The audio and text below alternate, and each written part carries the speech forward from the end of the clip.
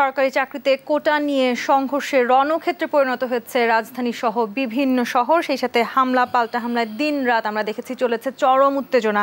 অপরদিকে কোটা সংস্কার আন্দোলনকে রাজনৈতিক মোড় নিচ্ছে কিনা সেটি নিয়েও চলছে তুমুল আলোচনায়। সবকিছু নিয়ে আজকে আমরা আলোচনা করতে চাই বিপথে আন্দোলন কিনা, এই বিষয় নিয়ে আজকের দেশ সন্ধ্যায় আপনাদের সবাইকে স্বাগত জানাচ্ছি। আমি তাসনুভা তন্নি। দর্শক, বিপথে আন্দোলন এই বিষয় নিয়ে আজকের এই আলোচনায় আমার সাথে দুজন বিশেষ অতিথি আছেন। আমাদের সাথে আছেন কুদ্দুস আফরাদ, সাবেক সভাপতি ঢাকা সাংবাদিক ইউনিয়ন, এবং আছেন মোস্তফা কামাল, উপবার্তা প্রধান, বাংলা ভিশন। আপনাদের দুজনকে স্বাগত জানাচ্ছি আজকের আলোচনায়। কুদ্দুস আফরাদ, আপনাকে দিয়ে শুরু করতে চাই। আমরা দেখতে পাচ্ছি আসলে গত দুদিন ধরে একেবারে রণক্ষেত্রে পরিণত হয়েছে সব পাবলিক বিশ্ববিদ্যালয়গুলো। শুধু ঢাকা নয়, আসলে ঢাকার বাইরের বিভিন্ন এলাকাতে আমরা দেখেছি বিভিন্নভাবে আসলে সড়ক মহাসড়ক সবকিছু আসলে ব্লকেট করা হয়েছে এবং সাধারণ জনগণের এক ধরনের ভোগান্তি তো নিশ্চয়ই হচ্ছে। সেই সাথে ছাত্ররাও তাদের দাবিতে অনড়। এই রণক্ষেত্রে এক পর্যায়ে আমরা দেখলাম ছাত্রলীগ বনাম সাধারণ শিক্ষার্থী হয়ে গেল, যেটি আসলে প্রায়শই হয়ে থাকে। এই জায়গাটি নিয়ে একটু আপনার কাছে জানতে চাই, সব সময় কোনো না কোনো আন্দোলনে আসলে এই মুখোমুখি অবস্থান কেন হয়? ধন্যবাদ এবং শুভেচ্ছা আপনাকে। শুভেচ্ছা আজকের এই অনুষ্ঠানের সহ আলোচক মুস্তফা কামাল এবং যারা শুনছেন আপনাদেরকে। বিষয়টা হচ্ছে যে আপনি যে কথাগুলো বললেন এগুলো হচ্ছে মানে আমাদের জাতির জন্য, আমাদের মানুষের জন্য, সাধারণ মানুষের জন্য একটা অস্বস্তিকর অবস্থা। কারণ এই অস্বস্তিকর অবস্থা তো মানুষ চায় না। এমনি মানুষ নানান টানাপোড়েনে আছে। টানাপোড়েনটা এরকম পর্যায়ে, কারণ দ্রব্যমূল্য বলেন, নানান রকমের এই আমাদের এই যে দুর্নীতির সাথে রাঘব বোয়ালদের কথা বলেন, এইসব নিয়ে মানুষের একটা ভিতরে একটা নানান রকমের বিতিকিচ্ছির অবস্থা আছে। তার মধ্যে শিক্ষার্থীদের যে কোটা আন্দোলনটা ছিল, কোটা বিরোধী আন্দোলন বা কোটা সংস্কার আন্দোলন আমরা যাই বলি, আমি মনে করি তাদের এখানে যে ডিমান্ডটা তারা করেছে এবং এই শুরু থেকেই বলছি তাদের প্রতি অনেক মানুষের সহানুভূতিও ছিল, তারা যেভাবে এগোচ্ছিল। কিন্তু তারা যখন এক পর্যায়ে, আমার নিজের অভিজ্ঞতা থেকে বলি, যারা যে আন্দোলন করে যখন সে আন্দোলনটা নিজের সীমানা ছাড়িয়ে অপর সীমানায় চলে যায়, তখন সে আন্দোলন নিয়ে সন্দেহ জাগে এবং তার সফলতা নিয়েও সংশয় সৃষ্টি হয়। আমরা যারা এটা অবজার্ভ করছিলাম বাইরে থেকে, আমাদের কাছে মনে হচ্ছিল যে আন্দোলনটা ঠিক পথে আছে। কিন্তু এক পর্যায়ে তারা যখন ওই প্রেসিডেন্টকে ডিমান্ড 24 ঘন্টার মধ্যে, তারপরে অন্যান্য কিছু 24 ঘন্টার মধ্যে এটা চাই, আদালত মানি না, আদালতের কাছে যাব না, আমরা নির্বাহী বিভাগের কাছে যাই এক এক সময়, তখন মনে হচ্ছিল এদের গাইডেন্সের হয় অভাব আছে, অথবা যারা গাইডেন্স করছে তারা অন্য কোনো উদ্দেশ্যে করছে। এটা হচ্ছে অবজারভার হিসেবে। আবার সরকারি ভাবে তাদের তরফ থেকেও কি এই সাধারণ শিক্ষার্থীদেরকে কিংবা যারা আসলে কোটা সংস্কারের পক্ষে আন্দোলন করছিলেন তাদেরকে কোনো গাইডেন্স দেওয়া হয়েছিল? তাদের সাথে কোনো আলোচনা করা? সেই জায়গাটা খামতি আছে, সেই জায়গাটা সত্যিকার অর্থে খামতি আছে। সরকারের তরফ থেকেও এক একজন মন্ত্রণালয়ের মাননীয় মন্ত্রীরা কথা বলেছেন, যে যার মতো কথা বলেছেন। আবার আমি মনে করছিলাম যেহেতু গভর্নমেন্ট, এই গভর্নমেন্ট হচ্ছে আওয়ামী লীগের নেতৃত্বাধীন বা আওয়ামী লীগের গভর্নমেন্ট, এই গভর্নমেন্টের আন্দোলন সম্পর্কে সম্যক ধারণা আছে তাদের, এবং তারা এই যে তাদের ছাত্র স্টুডেন্ট মুভমেন্ট এগুলো আওয়ামী লীগ খুব ভালো জানে, খুব ভালো তাদের ব্যারিমেটার দিয়ে ভালোভাবে তারা জাস্টিফাই করতে পারে। একটা প্রেস নোট দিয়ে বলতে পারতো যে আমরা আপাতত হচ্ছে, যেহেতু এটা এখন নিষ্ক্রিয় মিনস হাইকোর্ট যখন এটাকে স্থিতি অবস্থা দিয়ে দিচ্ছে সুপ্রিম কোর্ট, তখন এটা কিন্তু এখন আর কোটা নেই, একবারে আগের মতোই আছে। মধ্যে এটা হয়ে গেছিল হাইকোর্টের একটা রায়ের প্রেক্ষিতে, এটা যেহেতু 1 মাসের জন্য স্থিতি অবস্থায় রেখেছে, এবং আদালত এটাও বলেছেন, বিশেষ করে মহামান্য সুপ্রিম কোর্টের মাননীয় প্রধান বিচারপতি, যে স্টুডেন্টদের যে কোনো বিষয় আবদারের জন্য তার দরজা খোলা আছে। ইটস এ সফট আহ্বান। আমার মনে হয় না আমার জীবদ্দশা চিফ জাস্টিস ডাক দিছে, ওই চিফ জাস্টিসের সব কর্নারটা যে তারা নেয় নাই, এটা হচ্ছে একটা আমার দৃষ্টিতে তারা ফেলুর বলবো, আমি বোকামি বলবো না, তাদেরকে যারা গাইডেন্স করে বা তাদের যে উদ্দেশ্য, তারা কি চায়, এটা সংস্কার চায়, তারা কিন্তু এটা বাতিল চায় না। তারা তো মাননীয় প্রধান বিচারপতির কাছে যে বলতে পারতো যে এই কারণে এই অবস্থা, এত বছর পার হয়ে গেছে, আপনার কাছ থেকে একটু জাস্টিফাই চাই বা ন্যায় চাই আমরা, আপনি একটা ন্যায়ের নির্দেশনা দেন। তো তারা সেটাও করলো না। আপনি যেটা বলছিলেন, আমি সেই জায়গায় আসি। এখন এই যে শিক্ষার্থীকে, ছাত্রলীগের দিক থেকে যদি বলি, ছাত্রলীগ কিন্তু এই আন্দোলনে চুপ ছিল, কিন্তু সেদিন যখন সবাই রাজাকার হয়ে গেল রাতারাতি, এটা কিন্তু আবার অনেককে আহত করছে। যারা সহমর্মী ছিল আপনি, আমি বা মোস্তফা কামাল বা আরও কেউ, তাদেরকে আহত করছে এক রাতারাতি। এই স্লোগান তো হতে পারে না। আমরা যেখানে আমাদের স্টুডেন্ট লাইফে স্লোগান দিয়ে আসছি, আলবদর রাজাকার নিপাত যাক, ধ্বংস হোক, সেই জায়গায় আমাদের বিখ্যাত বিশ্ববিদ্যালয়ের ছাত্রছাত্রীরা বলবে আমি কে তুমি কে রাজাকার, এর চেয়ে ঘৃণ্য, এটা কোনো সেন্টিমেন্ট না। অর্থাৎ তারা কত পিছনে পড়ে গেছে এটা বুঝতে হবে। আবার এইটার রিয়েক্টটা ছাত্রলীগ করেছে। এখন কোনোটা আছে যে গায়ের উপরে গা মেলে একটা সংঘর্ষে যাওয়া, আরেকটা হচ্ছে যে আমি আপনি উস্কনে ডিল দিব, পাটকেলটা যাতে আমাকে মারেন আপনি। কোনো না কোনো ভাবে আসলে এটাকে ইস্যু করে কোনো না কোনো ভাবে একটি সরকারের বিরুদ্ধে আসলে ইন্ধন দেওয়া হচ্ছে বলে কি আপনি মনে করছেন? তাহলে রাজনীতি এখন যে অবস্থা আসছে, এখন তাই আজকে অলরেডি বিএনপির তরফ থেকে কথা বলছে, অন্যান্য দলের তরফ থেকে কথা বলছে, কিন্তু আমি যেটা মনে করি এখনো সরকারের এখানে করণীয় আছে, সুযোগ আছে। এই জায়গাটিতে একটু আপনার কাছে আসতে চাই। মাননীয় প্রধানমন্ত্রীর বক্তব্যকে আসলে এক ধরনের টুইস্ট করা হয়েছে বলে বলেছেন, আজকেও বলেছেন ওবায়দুল কাদের। সেটি আমরা দেখতেই পাচ্ছি এবং একটি ঘটনার পর আসলে রণক্ষেত্রে পরিণত হয়েছে এবং শিক্ষার্থীদের যে আন্দোলন ছিল, সবাই যেটি বলছিলেন কুদ্দুস আফরাদ, সব ধরনের মানুষের এক ধরনের সহমর্মিতা ছিল। সেই আন্দোলনে আমরা ককটেলের মতন জিনিস দেখতে পেলাম, ককটেল বিস্ফোরণ দেখতে পেলাম। তার মানে আসলে এই আন্দোলন বিপথেই চলে গেল কি? জি, বিপথেও গেছে, কিছুটা বিপদেও গেছে। তো পথের প্রশ্ন আসলে তাদের পথ ছিল শিক্ষাঙ্গন কেন্দ্রিক বা শিক্ষাঙ্গনের আশপাশ ক্যাম্পাস, কিন্তু পথ বলতে এখন তারা সড়ক পথেও আছে, রাজপথেও আছে, রেলপথেও আছে, সারা দেশে ছড়িয়ে পড়েছে। আবার যেই বিষয় আন্দোলনটার কিন্তু একটা যৌক্তিকতা ছিল, নামটাও তো সুন্দর ছিল, কোটা সংস্কার আন্দোলন। জি, তো সংস্কার হওয়ার মতো নানান যাবতীয় পারিপার্শ্বিকতা, নানান উপাদান বা নানান কাহিনী বা ঘটনা কিন্তু আছে, সেটা খুব একটা কেউ অস্বীকার করছে না। এখন তারা বলছে আবার সেটার নাম বৈষম্য বিরোধী আন্দোলন, দুটার অর্থ কাছাকাছি। তো মাঝপথে সেটার নাম হয়ে গেল আরেকটা, কোটা বিরোধী আন্দোলন। তো আমাদের সাংবিধানিকভাবে অথবা আমরা রাজনৈতিকভাবে যেটা বলি যে এদেশের সবাই সমান, সবাই সমান যখন কথাটা বলা হয় তখন আর কোটার নামে কাউকে আলাদা করার সুযোগ থাকে না। কিন্তু বাস্তবতাটা এখানে ভিন্ন। বিশেষ এক প্রেক্ষিতে, বিশেষ এক পরিস্থিতিতে, অনিবার্য বাস্তবতায় এবং অবশ্যই প্রয়োজনীয়তার প্রেক্ষিতেই এই কোটা প্রথাটা কিন্তু এসেছিল। তো প্রথাটা সব জায়গায় আছে, আসার পর যেটা হয়ে গেল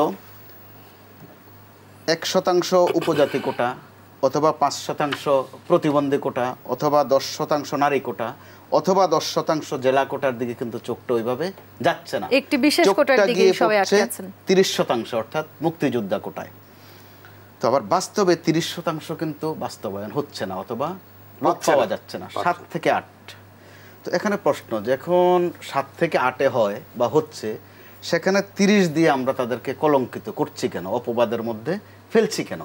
আবার তাদের যে 7-8% আসছেন, তারা যে খুব একটা দয়ায় বা মায়ায় বা অনুগ্রহে আসছেন, দানে অনুদানে আসছেন তাও নয়, তাদেরও পরীক্ষায় পাশ করে আসতে হচ্ছে।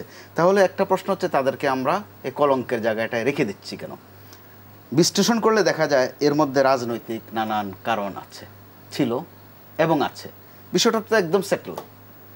তারা 2018 সালে শুরু করেছিল কোটা সংস্কার আন্দোলন, কিন্তু সরকার থেকে বাতিল করে দেওয়া হলো, একটা গোলমাল কিন্তু বেঁধে গেল। তারা বাতিল চায়নি, তারা চেয়েছে সংস্কার। আচ্ছা, নির্বাহী বিভাগ থেকে আবার পরবর্তীতে কোটার পক্ষে আন্দোলন করলো একটা পক্ষ, ওই পক্ষকে আমরা চিনি, আবার কোটা দেয়া হলো।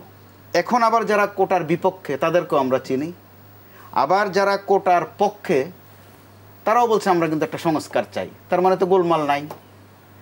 এবার কোর্টের বিষয়, আমরা যে কোনো বিষয়কে কোর্টের কাছে নিয়ে গিয়ে একটা রাজনৈতিক ফায়দা উসুলের চেষ্টা কিন্তু বাংলাদেশে অত্যন্ত বিদ্যমান। কোর্টকে এই প্রশ্নে আমরা রীতিমতো অসহায়ও করে দিচ্ছি। কোর্টের একটা সুযোগ আছে নানান ঘটনায় বিব্রত বোধ করা, আমরা কিন্তু কোর্টকে বিব্রত বোধ হওয়ার সুযোগটাও দেই না। আমরা বৃষ্টি হয়েছে, পানি জমেছে, স্কুল খোলা থাকবে কিনা আগামী 7 দিনের মধ্যে যেন কারণ দর্শানো হয়। অর্থাৎ যেটা শিক্ষা প্রতিষ্ঠানের প্রধান বা লোকাল যে অ্যাডমিনিস্ট্রেশন তারাই ফয়সালা করে ফেলতে পারেন, আমরা ওইটা নিয়ে আদালতে চলে যাচ্ছি। তো আদালতে যাচ্ছি মানে কে পাঠাচ্ছে, কে নিচ্ছে, কি মতলব, সেটা কিন্তু বোঝা যায়। কিন্তু বোঝা যায় এমন, ওইটা ওই যে গানের ভাষার মতো, কথা কিছু কিছু বুঝে নিতে হয়, মুখে বলা যায় না। এমন এক নিষ্ঠুরতার মধ্যে মুখেও বলা যাচ্ছে না। আপনি যে মাস কয়েক আগে দেখেন গরমের সময় কিন্তু কোর্টকে আমরা এঙ্গেজ করেছি, স্কুল কলেজ মাদ্রাসা খোলা থাকবে কিনা। এর আগে শীতের সময় কয়েকদিন করেছি, নানান বিষয়ে আমরা চলে যাচ্ছি। আদালতের বিষয় চমৎকার আদালতের রুলিং কিন্তু আমরা খণ্ডিত করে ফেলছি। আদালতের রুলিং বা অথবা নির্দেশনা তো একদম পরিষ্কার, বলা হয়েছে নির্বাহী বিভাগ সংস্কার করতে পারে। শিক্ষার্থীদের কিংবা আন্দোলন যারা করছেন তাদের খানিকটা ধৈর্য ধরারও এখানে প্রয়োজন ছিল বলে আপনি মনে করেন? একটা হচ্ছে আহ্বান, ধৈর্য ধরার বিষয়, আর একটি হচ্ছে সরকারের দিকেও একটু সুযোগ দিয়ে দেওয়া। তো বর্তমানে তো মনে রাখতে হবে যে সরকারটা আছে এটা কিন্তু রাজনৈতিক সরকার, পরিপূর্ণ রাজনৈতিক সরকার। তো তাদের ওখানে রাজনীতি থাকবে, কিন্তু এই রাজনীতি থাকতে থাকতে এমন একটি অরাজনৈতিক বিষয়কে 16 আনা কিন্তু রাজনীতিতে নিয়ে আসা হয়েছে। আপনি গত কয়েকদিন খেয়াল করেন, যেখানে একদিকে বলা হচ্ছে যে এই সংস্কার তো আমরাও চাই, অর্থাৎ ছাত্রলীগ চাচ্ছে, তো যদি আপনারাও চান তো লাঠিগুলো আসলো কেন? আবার কয়েকজনের হাতে কিন্তু অস্ত্রও দেখা গেছে, আবার যারা কোটা সংস্কার চায় তারাও সংঘবদ্ধ, তারা একদম একা, খুব একটা মনে করার সুযোগ নাই। এরই মধ্যে তাদের পক্ষে কিন্তু বাংলাদেশের যে প্রধান বলার সুযোগ নাই সংসদীয় ব্যবস্থায়, অন্যতম বিরোধী দল বিএনপি তাদের পক্ষ নিয়েছে, এবং ছাত্রদল বলেছে যেটা যে আগামীকাল থেকে তারা সশরীরে থাকবে। এটাও কিন্তু একটা বাজে বার্তা।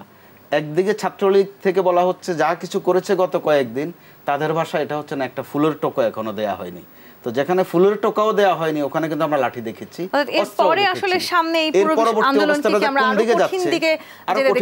এরই মধ্যে আজ যেটা শুরু হয়েছে, বেসরকারি বিশ্ববিদ্যালয় শিক্ষার্থীরাও যুক্ত হয়েছেন, এমনিতেই ক্লাস বন্ধ, শিক্ষকদের আন্দোলন কিন্তু এখনো শেষ হয়নি, চলমান, হয়তো তাদের তৎপরতা ভাবে নেই।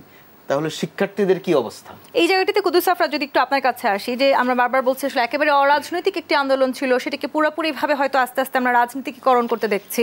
আগামীকাল থেকে যদি আসলে ছাত্রদল সশরীরে মাঠে থাকে অথবা রাজপথে থাকে, তার মানে কি আমরা আরো বেশি সংঘাতের দিকে যাচ্ছি? ইতিমধ্যে কিন্তু আমরা রণক্ষেত্র হতে দেখেছি পুরো দেশকে। কোনো আন্দোলনই অরাজনৈতিক থাকে না। সামনে আন্দোলন মিনস হচ্ছে তার পিছনে কোনো রাজনৈতিক চিন্তা বা কোনো না কোনো বুদ্ধি পরামর্শ কাজ করে, তাছাড়া আন্দোলন হয় না। এবং আন্দোলন যদি সাফল্যের দিকে নিয়ে যেতে হয়, যত পারঙ্গম রাজনৈতিক ব্যক্তি পিছনে থাকবে তত ভালো করবে, আর যদি সেটা ওই রকম না হয় থাকবে না। দেখেন গতকালকের ঘটনা, যে রক্তাক্ত ঘটনা ঢাকায়, বা আমি তো বলবো যে মানে অস্বস্তিকর একটা ঘটনা, সেই ঘটনার পরে আমি খবর নিয়েছি কিছু বাম সংগঠনের, ছাত্র সংগঠনের ছেলেরাও এদের সাথে ছিল। এমনকি একটু আগে আমাদের সহ-আলোচক সেও বলছে যে ছাত্রলীগ তো এইটার সঙ্গে ছিল না তা না, যখন ওই দিন পদত্যাগ করে তার মানে কি তার একটা সংহতি আগের থেকেই ছিল। বিষয়টা হচ্ছে গাইডেন্সটা নিয়ে, সংস্কার নিয়ে তো তাদের মধ্যে কথা হয়েছে, গাইডেন্স রাখা। এই যে নেতৃত্ব দিচ্ছে যে সে কিন্তু নুরুল হক নুরুর সময় ছিল এখানে। নুরুল হক নুরুর যে আন্দোলন ছিল 18 সালে সংস্কারের আন্দোলন, আমি পরে তাদের সাথে তো কথা বলছি, তাদের অনেকের সাথে আমাদের বিভিন্ন সময় কথা হয়। তারা বলছে আমরা ভাবি না এত অভূতপূর্ব সাড়া পাবো। সাড়া পাওয়ার পরে আমার তো তখন, আমি আজকের থেকে 8 বছর আগে, আমার বয়স আরও কম, আমার একটা হিরো ভাব পুরা। এবং আমি যখন এই তদানীন্তন আওয়ামী লীগের সাধারণ সম্পাদক এবং সেই সময়কার যোগাযোগ সড়ক মন্ত্রী, তার সাথে কথা বললাম, আমরা কিছু দাবি প্লেস করলাম মন্ত্রণালয়ে, যে ওনারা আমাদেরকে কিছু আশ্বাস দিল। আমি নিচে নেমে সাংবাদিকদের বললাম যে ঠিক আছে, মোটামুটি আমরা সন্তুষ্ট, তবে আমি বাইরে যাই প্রেস কনফারেন্স করে বিস্তারিত বললো যে তারা ওইখানে যেতে পারে। এখানে যে 8-10 জন আসছিল প্রতিনিধি, ইউনিভার্সিটিতে যাওয়ার পরে তাদেরকে তকমা দিল, তোমরা দালাল, তোমরা সরকারের। অর্থাৎ এই জন্য বলছি কথাগুলো, পরবর্তীতেও খেয়াল করবেন, নুরুল হক নুরু বর্তমান প্রধানমন্ত্রীকে মা ডেকেছেন, ইত্যাদি বলেছেন, এইখানে সবকিছু ঠিক বলে আবার বাইরে যে এসে অন্য কথা বলছেন। কেন বলছেন নিয়ে আসলে আমরা যে আলোচনা করছি, সবাই আসলে সবশেষে বিপথেই চলে যাচ্ছে না। কেন বলছেন? আমাদের এখানে হচ্ছে আবেগ দিয়ে আন্দোলন হয়, কনস্ট্রাকটিভ আন্দোলন হয় না, আবেগের উপরে ভাসে। কিন্তু যে শুরুতে আপনি একটা কথা বলছিলেন কুদ্দুস আফরাদ, পথ দেখানোর জন্য তো আসলে কাউকে না কাউকে প্রয়োজন, যেহেতু এটা শিক্ষার্থীদের আন্দোলন, তো সেই পথ দেখাবার কি আসলে আমাদের শিক্ষার্থীদের কেউই নেই? আমাদের আদালত থেকে যে রায়টা আসছে এটা কিন্তু পথ দেখানো। কিন্তু এখন আসলে এই শিক্ষার্থীদের এই আন্দোলনের যে অবস্থা আছে, সেই অবস্থায় পথকে দেখাবে, প্রশ্ন রেখে আমাকে বিরতিতে যেতে হবে। দেশ সন্ধ্যায় বিরতি নিয়ে ফিরছি, সাথেই থাকুন।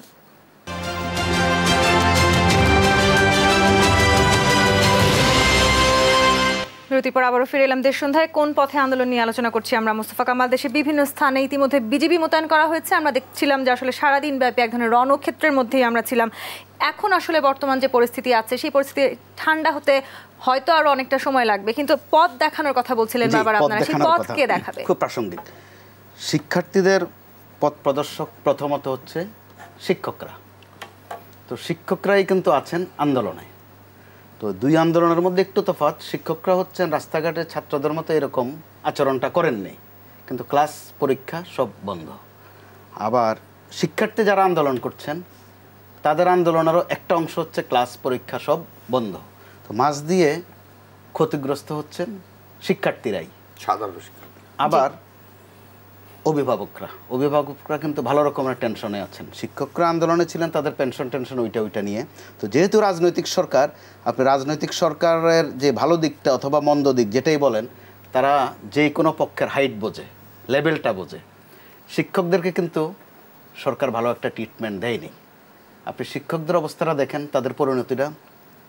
ঢাকা ইউনিভার্সিটি বা এই ধরনের পাবলিক ইউনিভার্সিটি বা জাহাঙ্গীরনগর সহ রাজশাহী, চট্টগ্রাম এ ধরনের বিশ্ববিদ্যালয়ের শিক্ষকদের একসময় আমরা যেটা দেখেছি, তাদের সাথে রাষ্ট্রপ্রধান কথা বলতে চাইতেন। তাদের একটা বড় ভূমিকা থাকে, বিশেষ করে যে উত্তপ্ত পরিস্থিতির দিকে আমরা যাচ্ছি। মোস্তফা কামাল, চট্টগ্রামের সংঘর্ষে দুজন ইতিমধ্যে নিহত হয়েছেন। ঢাকা কলেজের সামনে একজনের নিহতের খবর পেয়েছি আমরা। অর্থাৎ আমরা কিন্তু নিহতের সংখ্যাও তার মানে কি বাড়ছে, তার মানে আন্দোলন আরো বেশি উদ্বেগের দিকে যাচ্ছে, আমাদের উদ্বেগের দিকে চলে যাচ্ছে। তো এরকম সময়টায় যদি একটু পথ প্রদর্শক থাকতেন, প্রথমত যদি শিক্ষকরা তাদেরকে একটু ডাক দোহাই দিতেন বা পথ দেখাতেন, প্রয়োজনে আন্দোলন সফল করার পথও তো দেখাতে পারেন শিক্ষকরা। কারণ তাদের যে দাবিটা কোটা, এটার সাথে শিক্ষার সম্পৃক্ততা আছে। তো শিক্ষার যেহেতু সম্পৃক্ততা আছে, শিক্ষকরা ওখানে একটা ভূমিকা নিতে পারেন। কিন্তু সেটা না নিয়ে শিক্ষকরা আছেন নিজেদেরকে নিয়ে, তারা এরই মধ্যে আন্দোলনে আছেন, কিন্তু কোনো তৎপরতা তাদের নেই।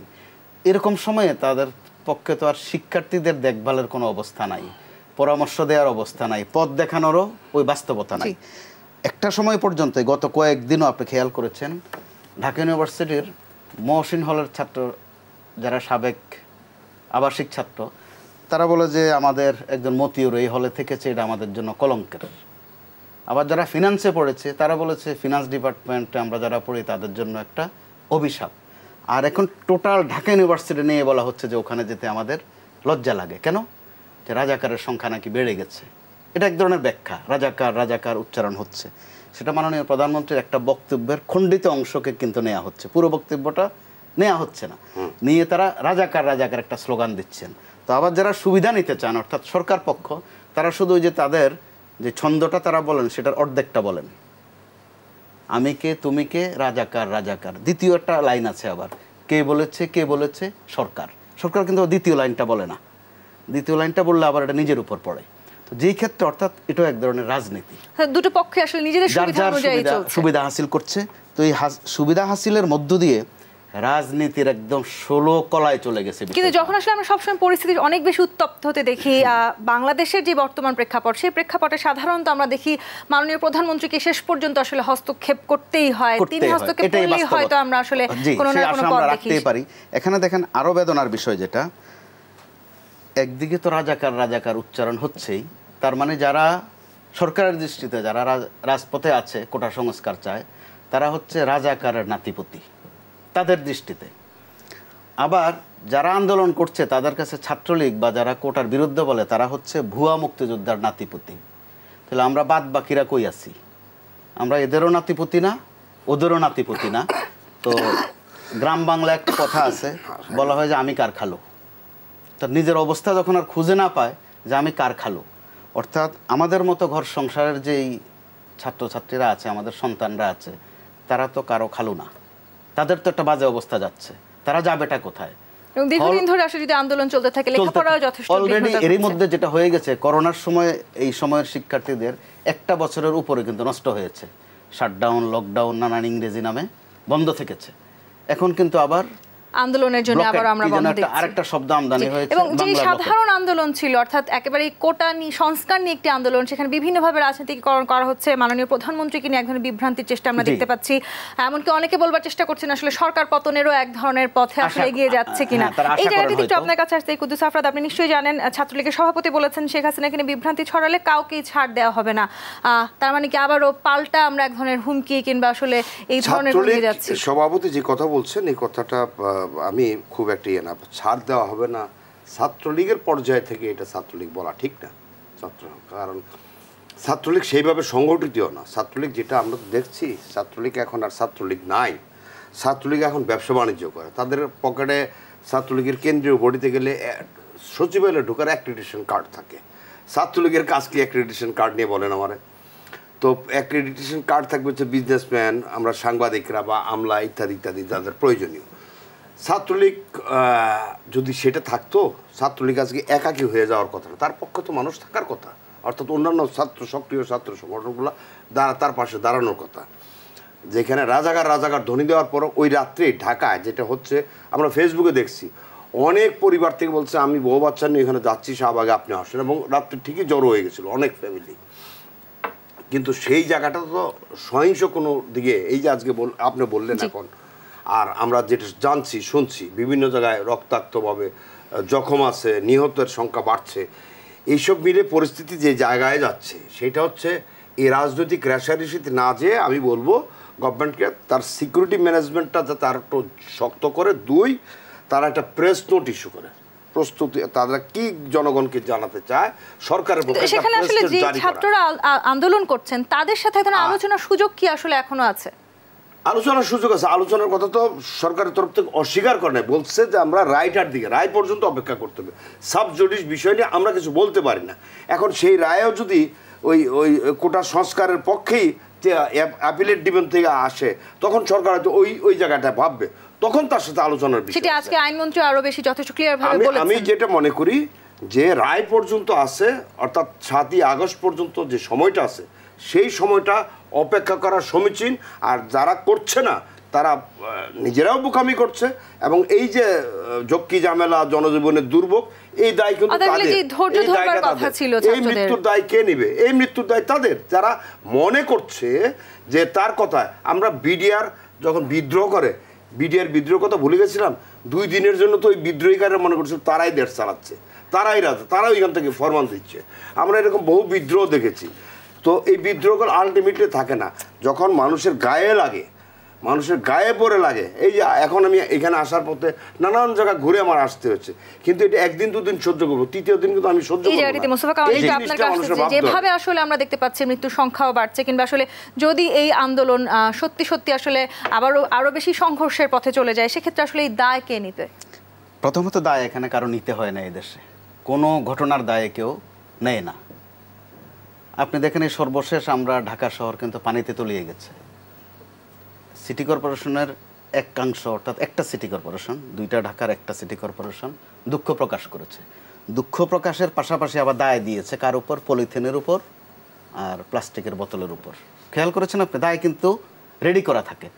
বর্তমানে যে পরিস্থিতি চলছে, এখানে যে ভোগান্তি মানুষ সইছে, সরকারের প্রথমত দায়। সরকার তাদেরকে নিয়ন্ত্রণে নিতে পারছে না, আস্থায় নিতে পারছে না। দ্বিতীয়ত দায় যারা রাস্তায় সিন ক্রিয়েট করছে, কিন্তু তারাও আবার দায়টা চাপাচ্ছে সরকারের উপর। তো আপনি স্বাভাবিক দৃষ্টিকোণ থেকে দেখেন, যেখানে ক্লাস বন্ধ, শিক্ষকরা ক্লাসে নাই, ছাত্ররা ক্লাসে নাই, সেখানে হলগুলো খুলে রাখার, সেটাও কিন্তু একটা রাজনীতি, মোটা দাগের রাজনীতি। তো যখন এই অরাজনৈতিক একটা বিষয়ে তারা এরকমটা শুরু করে দিয়েছেন, একইভাবে দেখা যায় রাজনৈতিক গোটা মূল দল নয়, ছাত্রলীগ, ও কিন্তু পাকনা কথা শিখে গেছে যে ছাড় দেওয়া হবে না। এই ধরনের কথাগুলো সাধারণত আমার স্বরাষ্ট্রমন্ত্রী সহ মাননীয় 2-1 মন্ত্রী বলেন যে ছাড় দেওয়া হবে না, কিন্তু এর বিপরীতে কিন্তু আবার ছেড়ে দেওয়ার বিষয় আছে। ছাড় দেওয়া হয় না, কিন্তু ছেড়ে দেয়। তো এখনও যেভাবে পরিস্থিতিটা ছেড়ে দেওয়া হয়েছে, সেটা কিন্তু 2-3টা প্রাণহানির খবর আমরা পেয়েছি। আশঙ্কা যাচ্ছে আরও পাই কিনা। কিন্তু আমি ব্যক্তিগতভাবে, পেশাগত অভিজ্ঞতা এবং ব্যক্তিগত অভিজ্ঞতা দুটার থেকে বলছি, আমরা উচ্চারণ করছি ভুয়া মুক্তিযোদ্ধা। এখন সামনের দিনগুলোতে কেউ স্লিপ অফ টাঙ্ক হোক আর বুঝে শুনে ঠান্ডা মাথায় হোক, কোন দিন ভুয়া মুক্তিযুদ্ধ বলা শুরু করে আলামতটা কিন্তু ওইদিকে চলে যাচ্ছে। কারণ মুক্তিযোদ্ধা বললে এখন বলে ভুয়া মুক্তিযোদ্ধা, আবার ভুয়া মুক্তিযোদ্ধা আছে, এটাও তো সত্য। এ থাকার সুযোগটা কে করে দিয়েছে? তো সেখানে কিন্তু সরকারের দায় আছে। দফায় দফায় তালিকা বদল হয়েছে, কে মুক্তিযোদ্ধা হয়েছে। আমার চেয়ে 8-10 বছরের ছোট মুক্তিযোদ্ধা আছে বাংলাদেশে 55,000-এর উপরে। তো আপনি বাস্তবতাটা বোঝেন। তো এখন যেভাবে আবার রাজাকার গর্বের সাথে স্লোগান শুরু হয়েছে, কোন দিন আবার ভুয়া তালিকা ভুয়া রাজাকারও ঢোকে, যদি সুযোগ সুবিধা ওইদিকে বেশি চলে যায়, একটা আশঙ্কা বা আতঙ্ক কিন্তু আছে, শঙ্কা আছে। এখানে খেলো বিষয় করে ফেলা হয়েছে। সাধারণ মানুষ যথেষ্ট আতঙ্কেই আছেন। তো তারা আশা করে, সরকার হয়তো আশা করে যে মানুষ আরো অতিষ্ঠ হোক, এদের উপরে খেপুক। এরা হয়তো বা আশা করে যে মানুষ সরকারের উপরে খেপুক। অর্থাৎ এক ধরনের সুবিধা নেই আর একটা প্রতিযোগিতা, যেটাকে বলে রাজনীতি। যে রাজনীতির কথা আমরা বলছি, কিংবা আসলে আন্দোলন আসলে যে পথে যাচ্ছে, সেই জায়গাটিতে আমরা আরো কি দেখতে পাচ্ছি, সাধারণত শিক্ষার্থীদের যে কোনো আন্দোলনে আইন শৃঙ্খলা বাহিনী যথেষ্ট সহনশীল পর্যায়ে থাকে। এখনো পর্যন্ত আমরা আইন শৃঙ্খলা বাহিনীকে সহনশীল পর্যায়ে দেখেছি, সেটি আসলে সামনে কতখানি থাকবে?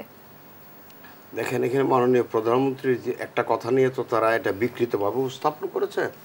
সেদিনই মাননীয় প্রধানমন্ত্রী অনেকগুলো কথা বলছিলেন যে তারা আন্দোলন করতে চায়, আন্দোলন করুক, হ্যাঁ, একসময় টায়ার্ড হয়ে যাবে, এটাও বলছেন। তারপরে দেখবে আদালত একটা কিছু বলবে, আদালতের দিকে তাকিয়ে আছে। আর অনেক কথা ছিল, আগে পিছে কথা ছিল, কিন্তু মাঝ থেকে একটা লাইন টান দিয়ে সামনে নিয়ে আসা হয়েছে। ও যে কথাগুলো বললো, এই কথার মধ্যে দিয়ে আমি একটু কথা বলি। এই মুক্তিযোদ্ধাদেরকে সুবিধা দেওয়ার কারণে কিন্তু আর্থিক সুবিধা দেওয়ার কারণেই মূলত ভুয়া মুক্তিযোদ্ধা তৈরি হচ্ছে। এর আগে কিন্তু হয় না। মুক্তিযোদ্ধারা আবার ডিপ্রাইভ হয়েছে, জিয়ার সাথে মানে প্রচণ্ড ডিপ্রাইভ হয়েছে। এখানে প্রচুর মুক্তিযোদ্ধা আছে, মুক্তিযোদ্ধা বলতে পারে নাই, মানে এরকম অবস্থা হয়ে গেছিলো জিয়ার আমলটাই বিশেষ করে। তো সেই জায়গাটা মুক্তিযোদ্ধাদেরকে একটু সম্মান, অর্থাৎ তাদের মৃত্যুর পর তাদেরকে যাতে গান সেলুট দেওয়া হয়, রাষ্ট্রীয় পতাকা দিয়ে সমাহিত করা হয়, এই ধরনের, এটা হলে এক জায়গায়। যখন তার বৈষয়িক সুবিধা দেওয়া শুরু করলো, তখনই ভুয়া মুক্তিযোদ্ধা বেরোনো হলো। এই যে মুক্তিযোদ্ধার কোটার পক্ষাবস্থান নেওয়াতে যেটা হচ্ছে নাতিনাত করেন, এখানে কিন্তু কিছু ভুয়াও তৈরি হচ্ছে। এটাও সত্য, এটা অসত্য না। সো কতটা লাগবে, ওই যে প্রথমে যেটা বললো যে 8% মতো বা 7% মতো এখন তারা আসলে কোটা পায়। সো কোটা তো সংস্কারের দাবি রাখে। এখন আপনি যেটা বলছেন যে এই যদি এইভাবে হয়, তাহলে এটা কী অবস্থায় যাবে হচ্ছে, আমি মনে করি সেই জায়গার থেকে আমাদের এখনও আমাদের ম্যাচিউরিটিটা, আমাদের বোথ সাইডের ম্যাচিউরিটিটা প্রদর্শন করা দরকার। কিন্তু সংস্কারের দাবিতে আমরা এখনো কোনো আলোচনার জায়গাটিতে আসতে দেখলাম না। সরকারের পক্ষ থেকে আসলে সাধারণ শিক্ষার্থীদেরকে এখনো কোনো আলোচনা করা, ওরা আলটিমেটাম দিচ্ছে। দেখেন 24 ঘন্টার, রাষ্ট্রপতিকে স্টুডেন্টরা যে 24 ঘন্টার, আপনি আরো খেয়াল করেন, কোনো না কোনো ভাবে আসলে সরকারের বিভিন্ন মহলে যারা আছে সেটা অন্য কোনো উদ্দেশ্য আছে। তো মার্কিন যুক্তরাষ্ট্র বাংলাদেশ সময় গত রাত্রে ওইখানে বলছে যে 2 জন মারা গেছে, বাংলাদেশে কেউ মারা যায় নাই। তো আমি তো ভাবতেই পারি এর পিছনে মার্কিন মদত আছে। এই ইন্ধন আসলে পেছন থেকে কারা যোগাচ্ছেন মোস্তফা? আমি শেষ করে দেই। 2, দেখেন এদের প্রথম দাবি ছিল প্রথমে সরকারের কাছে, নির্বাহী বিভাগের কাছে। পরে তারা আদালত রায় দেওয়ার বললো যে আদালত না, নির্বাহী বিভাগ। এখন রাষ্ট্রপতির কাছে যায়, বললো যে সংসদের কাছে দাবি। এখন তাদের দাবি কার কাছে? আলোচনা কে ডাকবে? সংসদ, রাষ্ট্রপতি, প্রধানমন্ত্রী বা শিক্ষামন্ত্রী? কোন জায়গাটায় এই জায়গাটা ইয়ে করতে হবে? এই জায়গাটা আসলে আন্দোলন কেন আসলে সংঘাত সহিংসতার পথে চলে গেল, কারা ইন্ধন যোগাচ্ছে? আমি উত্তর নিব। একটি বিরতির সময় হয়েছে। দেশ সন্ধ্যায় আরো একটি বিরতি নিয়ে ফিরছি, সাথেই থাকুন।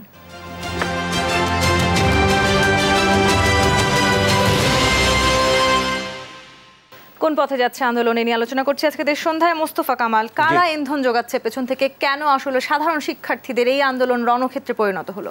জি, প্রথমত এখানে বিশেষ করে ঢাকা বিশ্ববিদ্যালয় যদি ধরেন, এখানে সাধারণ শিক্ষার্থী বাস্তবে নেই।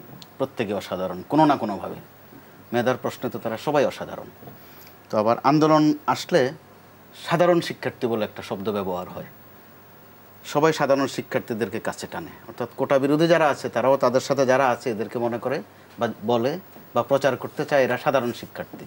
আবার ছাত্রলীগ খেয়াল করেন গত 2 দিন যাদের হাতে লাঠি, মাথায় হেলমেট, তারাও আবার বলে যে এরা সাধারণ শিক্ষার্থী। অর্থাৎ সাধারণের একটা অসাধারণ প্রতিযোগিতা এখানে চলছে। তো এর মধ্য দিয়ে তারা 2 পক্ষ রাজনীতি যেমন করছেন, 16 আনা রাজনীতি। 2 পক্ষ বলতে মূল দল আওয়ামী লীগ বা সরকার, বিরোধী দল বলতে আমরা বিএনপিকেই বেশি মিন করি বা বুঝি। এর মধ্যে তাদের অবস্থান কিন্তু একদম পরিষ্কার, একদম পরিষ্কার। তারা পাল্টাপাল্টি বক্তব্য দিচ্ছেন। এর মধ্যে যেটা দেশের বাইরের শক্তি অর্থাৎ মার্কিন যুক্তরাষ্ট্রের যে বিবৃতিরা খেয়াল করার মতো, নির্বাচনের আগে তাদের গত 1-1.5 বছর ধরে তাদের একটা কমন বাক্য ছিল যে বাংলাদেশের উপর তারা গভীর পর্যবেক্ষণ করছে, গভীরভাবে বিষয়টি দেখছে।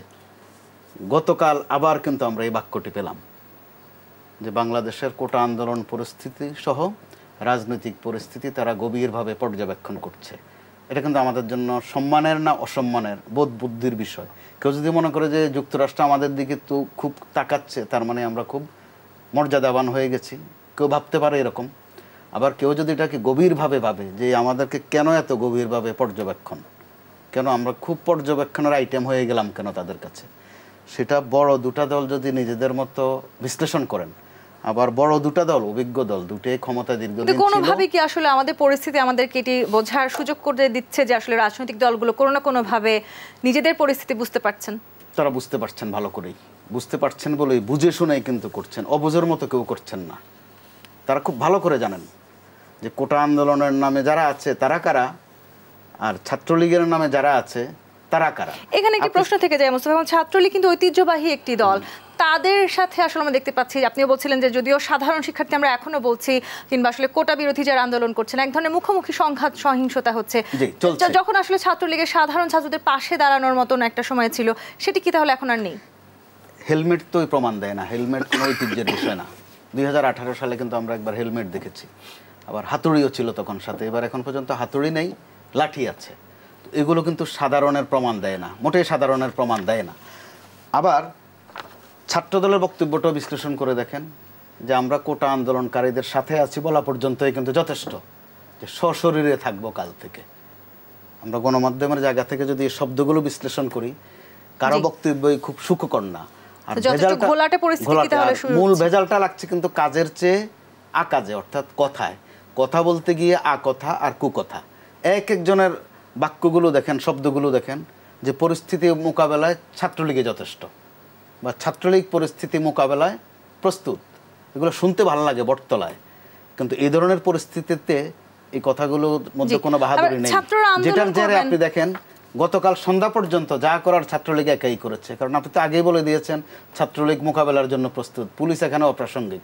পুলিশ এসেছে কিন্তু সন্ধ্যার পর, তার আগ পর্যন্ত ছাত্রলীগ যেটা করেছে সেটা কিন্তু ঐতিহ্যের মধ্যে পড়ে না। কিন্তু আপনার কাছে আসতে চাই যে এই যে আসলে আমরা মুখোমুখি সংঘর্ষ দেখতে পাচ্ছি, দুটি দলের আসলে মুখোমুখি সংঘর্ষ এখন মোটামুটি সেই পর্যায়ে চলে যাচ্ছে, কিন্তু আমরা যেখানে বলছিলাম আসলে এই আন্দোলন কোন পথে যাচ্ছে, ছাত্ররা দাবি দাওয়া তুলবেন, সেটিও যেমন স্বাভাবিক ছাত্ররা আন্দোলন করবেন, সেটিও আসলে বাংলাদেশের ঐতিহ্যের সাথেও সেটি জড়িয়ে আছে। কিন্তু সেই আন্দোলন যদি আসলে বিপথে চলে যায়, সেই জায়গাটিতে আসলে রুখে দাঁড়াবার এই মুহূর্তে আপনি কি মনে করছেন, কি ধরনের পথ খোলা আছে? আন্দোলনটা ছিল খুবই সাধারণ, বললাম না, দাবি দেওয়া বেশ, এবং সংস্কারের যে দাবি ছিল, অনেকের মৌন সমর্থন ছিল, সহমর্মিতা ছিল। কিন্তু এটা ক্রমেই রাজনৈতিক দাবি হয়ে যাচ্ছে এবং এটা রাজনৈতিক আন্দোলনের রূপ পাচ্ছে। গত রাতেই যখন তারা কর্মসূচি ঘোষণা করছিলেন, আজকে 1:30টার দিকে তারা জড়ো হবেন এবং বিভিন্ন বিশ্ববিদ্যালয়, পাবলিক বিশ্ববিদ্যালয়ের কথা বলছিলেন যে আপনারা আপনাদের জায়গা থেকে করেন, তখন তারা কিন্তু আরেকটা কথা বলছেন যে গণজাগরণ তুলে, অর্থাৎ এই সরকারকে বিতাড়িত করবে প্রয়োজন, অর্থাৎ তাদের টার্গেটটা কোন জায়গা। আর মার্কিন যুক্তরাষ্ট্র বলেন, অ্যামনেস্টি ইন্টারন্যাশনাল বলেন, আচ্ছা ঢাকার গতকালকের ঘটনা নিয়ে অ্যামনেস্টি ইন্টারন্যাশনাল বক্তব্য দিল, মার্কিন যুক্তরাষ্ট্রের কিছুদিন আগে ইসরায়েলকে এই যে প্রশ্নে যখন মার্কিন যুক্তরাষ্ট্রের শিক্ষা প্রতিষ্ঠানের ছাত্ররা নামলো, কি বেদরক পিটিয়েছে পুলিশ ওইখানকে শিক্ষকদেরকে, ছাত্রদেরকে, এই কিছুদিন আগে। তখন এই ইন্টারন্যাশনাল, এই যে অ্যামনেস্টি ইন্টারন্যাশনাল, এরা কোথায় ছিল? আজকে আমাদের প্যালেস্টাইনে যা হচ্ছে বর্বরতা, অন্যান্য জায়গায় যা হচ্ছে, তখন কোথায় ছিল? এই যে ওরা গভীর পর্যবেক্ষণে রাখে, নানান কিছু করে, কিন্তু বোঝা যায় আসলে হচ্ছে বাংলাদেশ এগিয়ে যাচ্ছে। এই এগোনোকে অনেকে পছন্দ করে না। এই এগোনোর মধ্যে ত্রুটি বিচ্যুতি আছে, আমি অস্বীকার করছি না, ত্রুটি বিচ্যুতি অবশ্যই আছে। যেখানে সেদিন কিন্তু প্রধানমন্ত্রী এই কথাটাও বলছেন যে যেসব জায়গায় উন্নয়ন হয় ওইসব জায়গায় কিছু টাকা নয় এইগুলো হয়ে যায়। আমি বহু আগে থেকে এই কথাগুলো বলতেছিলাম, এই দেশে না, যে কোনো দেশেই। তো কোন পথে যাচ্ছে, পথটাকে থামাতে গেলে এখন সবাইকে ধৈর্য ধরতে হবে, আদালতের রায়টা পর্যন্ত আস্থা রাখতে হবে, সব পক্ষকে আসলে একটু সহনশীল হতে হবে। আর দুই হচ্ছে এখন যে পরিস্থিতি যেদিকে যাচ্ছে আমার মনে হয় গভর্নমেন্টকে দায়িত্ব নিতে হবে মানুষের জান মাল সব কিছু। এই যে যারা মারা গেল এই জায়গাটায় গভর্নমেন্টের দায়িত্ব আছে। এটা পুলিশ মোতায়েন হোক বা যদি কোথাও বিজিবি মোতায়েন করে থাকে ওইটাতে তো ফয়সালা না, ফয়সালা একটা আনা যায়, আনতে গেলে বোথ সাইডের প্রথম সংযম, দ্বিতীয়ত হচ্ছে আলোচনার পরিবেশটার জন্য যে অবস্থা দরকার আলটিমেটাম দিয়ে হবে না। আর গভর্নমেন্টের তরফ থেকে কিন্তু কখনো বলে নাই আমরা আলোচনা রিজেক্ট করতেছি, ওরা আলোচনা চায় না, ওরা চায় ডাইরেক্ট নির্দেশনা। এইটা টোটালি ভুল পথ। এই পথে কখনোই সেই জায়গাটিতে আমাদেরকে যেতেই হবে। মোস্তফা কামাল, ছাত্রদের আন্দোলনে সরকার পতনের কথা আসলো, সেটি নিশ্চয়ই আমাদের নতুন করে আরেকটি ভাবনার জায়গা সৃষ্টি করেছে। তো এখানে আপনি যেটা বলছিলেন যে সহনীয়তার মধ্যে আসা অর্থাৎ নিয়ন্ত্রণে নিয়ে আসা, তো নিয়ন্ত্রণের প্রশ্ন তখন আসে যখন কর্তৃপক্ষ থাকে, মুরব্বি থাকে।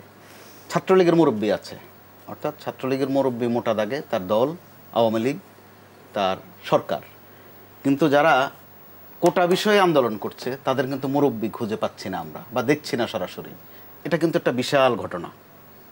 একদিকে মুরব্বি আছে, আরেকদিকে মুরব্বিহীন, কিন্তু তারা আবার মাঠে কার্যকর এবং তাদের জনসমর্থনা ব্যাপক আছে। যে কারণে আমরা ওই যেটা বলছিলাম আমি, কথার চেয়ে আকথা বেশি, এই আকথার মধ্য দিয়ে আমরা দেশকে কিন্তু দেখেন রাজাকার সংখ্যা বাড়িয়ে দিচ্ছি। আমি রাজাকার, তুমি রাজাকার, দীর্ঘদিন থাকবে না, এই সেন্টিমেন্ট বা না থাকুক, কিন্তু সেন্টিমেন্টটা তৈরি হয়ে গেছে। শব্দটাই তো কলঙ্কের, এই শব্দটাই কলঙ্কের। এখন গর্ব ভরে এই শব্দটা উচ্চারণ করে, আবার সেটাকে সরকারকেও জড়ায়। কে বলেছে সরকার। সরকার আপনি দেখেন তালগোলটা কত দিকে, চতুর্দিকে। কিন্তু তো বিএনপি হয়তো বা আজ পর্যন্ত তাদের অবস্থানটা পরিষ্কার করেছে। গত কয়েকদিন থেকে ক্ষমতাসীন দলের সাধারণ সম্পাদক বলে আসতেছিলেন যে এই আন্দোলনে বিএনপির সম্পৃক্ততা আছে অথবা ইন্ধন আছে। আবার বিএনপির পক্ষ থেকে তাদের বক্তব্যটা দুই ভাগে যদি ভাগ করেন, এক বাক্যে বলা হচ্ছে এই আন্দোলনের অত্যন্ত যৌক্তিক। দ্বিতীয় দাবি হচ্ছে, বা তারা যেটা বলতে চায়, যে এর সাথে আমাদের সম্পৃক্ততা নাই। সাংঘর্ষিক কিন্তু বক্তব্য দুটা। একদিকে যৌক্তিক বলছেন, আরেকদিকে বলছেন আমাদেরকে দায়ী করার চেষ্টা করা হচ্ছে। আবার বলছেন গা গতরে খাটবেন কালকে থেকে। এটা কিন্তু ভালো খবর না। এমন যদি হতো যে একটা দৃষ্টান্ত তো বিএনপি তৈরি করতে পারতো, তাদের লিডারশিপও তো নিতে পারতো, ডাক দোহাই তো দিতে পারতো যে চলো আলোচনা করি সরকারের সাথে। এটা কিন্তু দৃষ্টান্ত তৈরি হতে পারে। তো আমরা আলোচনা না এসে করছি সমালোচনা, কথার বদলে বলছি কুকথা আর আকথা। এর মধ্য দিয়ে এক একটা কথায় কিন্তু এক একটা ঘটনা তৈরি করে দিচ্ছে। আপনি দেখেন গত 2-3 দিনের 2-3টা উল্টাপাল্টা কথায় 2-3টা লাশ পড়ে গেছে। তো এই হারে যদি কথা আর লাশ অনুপাত এভাবে চলতে থাকে, অবশ্যই ভয়ের বিষয়। আগামী কয়েকদিন কি হয়, যে কারোর জন্য ভয়ের বিষয়। হয়তো রাজনৈতিক ফায়দা আসবে, কিন্তু শিক্ষার্থীদের জন্য, অভিভাবকদের জন্য কিন্তু বেশি উদ্বেগের। শিক্ষার্থীদের আন্দোলনকে আসলে রাজনীতিকরণ না করে আমাদের শিক্ষার্থীদের দাবি দেওয়ার বিষয়ভিত্তিক হবে। জি, অসংখ্য ধন্যবাদ মোস্তফা কামাল, কুদ্দুস আফরাদ, আপনাকেও ধন্যবাদ আজকে আমাদেরকে সময় দেওয়ার জন্য। দর্শক, দেশ সন্ধ্যার আজকের আয়োজন শেষ করছি। আগামী পর্ব দেখবার আমন্ত্রণ রইল। ধন্যবাদ।